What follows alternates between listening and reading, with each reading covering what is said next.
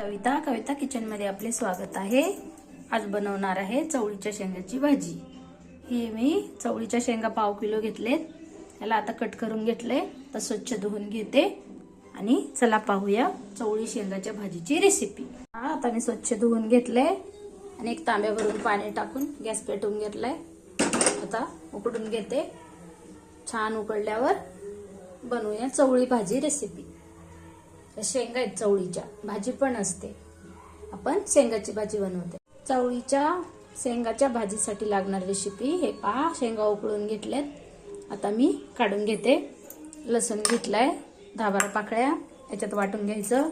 2 चमचे तेल, 1 चमचा नमक, 1 चमचा आणि 1 चमचा तिखट, किचन किंग मसाला, हळद आणि 2 चमचे शेंगदाणा कूट आणि जिरं। चला आता पाहूया रेसिपी। कढई ठेवून घेतली, 2 चमचे तेल टाकूया, 1 चमचा जिरं टाकूया। जिरं तडतडते तोपर्यंत हा लसूण मोठा मोठा कुटून घेऊया आणि छान लसूण लाल होईपर्यंत फ्राय करून घेऊया। हे पहा, वाटलंय असं मी मोठं मोठं आता टाकून घेते।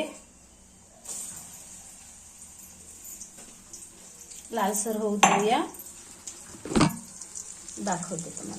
हे पहा, आता मसाले फ्राय झाले, शेंगा टाकून घेऊया। छान मिक्स करून घेऊया। शेंगदाण्याचं कूट, हळद, मीठ सगळं टाकले। हे जे गरम पाणी आहे ना ते शेंगातलं, ते पण टाकून घेऊया आणि 2 मिनिटांसाठी झाकून ठेवून शिजवून घेऊया स्लो गॅसवर। पाहूया 2 मिनिटांनी।